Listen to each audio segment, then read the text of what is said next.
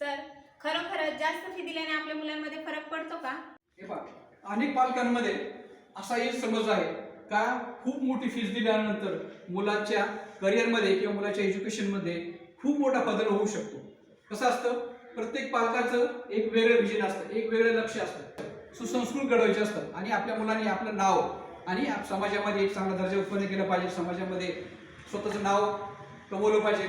घर, गाडी, बंगला हे जी काही सर्वसामान्यांची स्वप्न आहेत ती मुलांनी एज्युकेशन घेऊन कम्प्लीट करावं, हे प्रत्येक पालकाचं ध्येय असतं. खूप मोठी स्कूल आहे, तिथे लाख, 1.5 लाख, 2 लाख फीज आहे.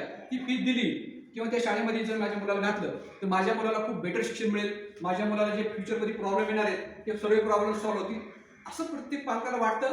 काहींना वाटतं, काहींना नाही वाटत. याच्यामध्ये सुद्धा 2 प्रकारचे किंवा 3 प्रकारचे वर्ग आहेत जसे पालक विचार करतात.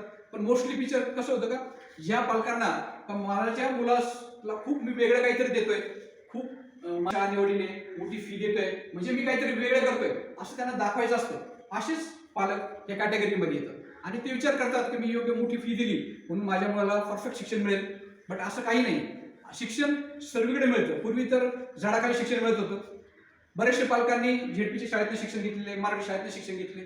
त्यापैकी काही पालक म्हणजे अब्दुल कलाम, एपीजे अब्दुल कलाम यांनी सुद्धा एका प्राथमिक शाळेमध्ये म्हणजे गावातल्या शाळेमध्ये एज्युकेशन घेतलं आणि ते देशाच्या सर्वोच्च ठिकाणी मिसाईल मॅन म्हणून किंवा राष्ट्रपती म्हणून सुद्धा जाऊ शकले. प्रतिभा पाटील आपल्या देशाच्या माजी राष्ट्रपती झाल्या, महिला होत्या.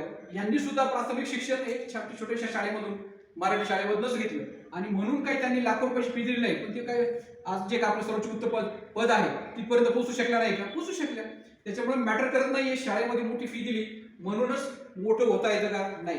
तर अनेक आमच्यामध्ये सुद्धा उदाहरणं आहेत का अनेक पालकांनी सुद्धा अनेक ठिकाणी म्हणजे ग्रामीण गावामध्ये शाळा घेतली, एज्युकेशन घेतलेले, पण ते आज उच्च पदावरती आहे, मोठी पदं सांभाळतात, चांगल्या प्रकारचा इन्कम करतात, चांगल्या प्रकारचा बिझनेस करतात. तर असा हा फक्त समाजामध्ये असलेला एक दृष्टिकोन आहे का प्रतिष्ठा वाढवण्यासाठी काही पालकांनी असं केलेलं आहे, म्हणजे त्याचं दाखवलेलं आहे की मी माझ्या मुलाला चांगली फी भरतो म्हणजे मी एकदम आम्ही श्रीमंत आहोत किंवा माझ्या मुलाला खूप चांगल्या स्कूलमध्ये घातल्यामुळे चांगलं एज्युकेशन मिळेल. हा फक्त भ्रम आहे. वास्तव असा आहे आणि याचा काही संबंध नाही. सर्वीकडे गव्हर्नमेंटने जी पॉलिसी ठरवून दिली, छोटी शाळा असो, मोठी असो किंवा कॉर्पोरेशनची असो किंवा गावातली शाळा असो, सर्वांनी सेम एकच पॉलिसी आहे. गव्हर्नमेंटची जी पॉलिसी आहे सर्वीकडे एज्युकेशन सेम दिलं जातं. उलट छोट्या शाळेमध्ये तुमच्या मुलावरती इंडिव्हिज्युअल लक्ष ठेवलं जातं.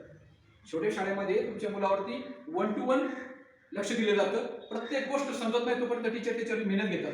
बट मोठ्या शाळेमध्ये क्लासमध्ये जास्त मुलसंख्या असल्यामुळे प्रत्येक टीचरला तेवढ्याकडं म्हणजे त्याच्याकडे वैयक्तिक लक्ष देण्याइतका वेळ नसतो. प्रत्येकाला 45 किंवा 40 मिनिटाचा 1 तास असतो. त्याच्यामुळे 30-35 मुलांवरती कुठलीही टीचर इंडिव्हिज्युअल लक्ष देऊ शकत नाही आणि जर अशा वेळेला त्या मुलामध्ये काही गोष्टी कमी असतील आणि त्या इक्वली जेव्हा क्लास चालू असेल त्यावेळेला टीचरला सिलेबस संपवायचा असतो. मुलांमध्ये ज्या गोष्टी कमी आहेत त्या जर टीचरला अंडरस्टँड नाही झाल्या तर टीचर सिलेबस संपवते, बट मुलं इक्वली रेंजमध्ये शिकत नाही.